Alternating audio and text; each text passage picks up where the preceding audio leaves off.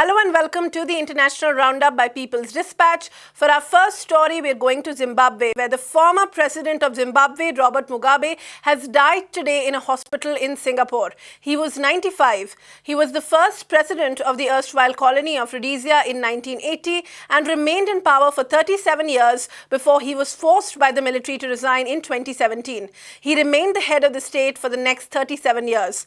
Mugabe spent a decade in jail during the colonial occupation in the 1960s. After becoming the president, he initiated massive social programs in the education and health sectors during the early years of his tenure. He remained critical of the neoliberal colonial policies of the Western countries and was an ardent proponent of the African control over local resources. However, he was also criticized for carrying out neoliberal policies in the country and abandoning his earlier commitments to people's liberation for the sake of power.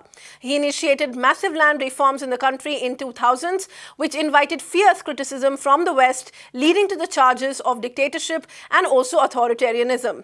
Robert Mugabe, who is the president of the Rural Teachers Union of Zimbabwe, noted that the immense contribution towards the independence of our great nation and his black empowerment initiatives.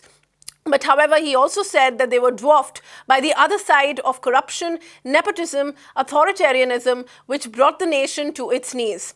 Moving on, amid the rising speculation of the possible US-Houthi dialogue to end the war in Yemen, Saudi Arabia is trying to reassert its control over the southern part of the country. For the first time since the clashes between the Southern Transitional Council, which is the STC, and the Houthi government broke out over the control of Aden in early August, it has issued a strong statement supporting the Houthi government and warning any attempts to destabilize Yemen. The statement was issued at a time when the STC leadership is in Jeddah for a summit between the coalition partners. However, the Houthi government has refused to participate in the talks until the STC withdraws from Aden. STC has increased its armed presence around the city and fortified it against any eventual attack from the Houthi loyalists.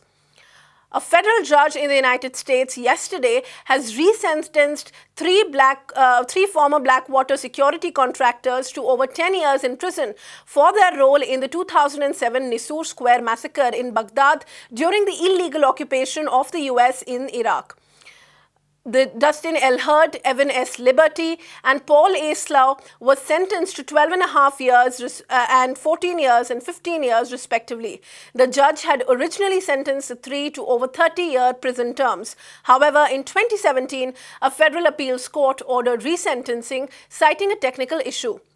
The judge also read out the names of all the victims. 27 people were killed and 39 were injured in the incident that took place on September 16th in 2007 when the guards fired on the innocent, unarmed civilians. With that, it's a wrap on this episode of the International Roundup. To follow these stories and many more, please log on to our website, which is www.peoplesdispatch.org, and follow us on Facebook, Twitter, and YouTube. Thank you for watching. Que vamos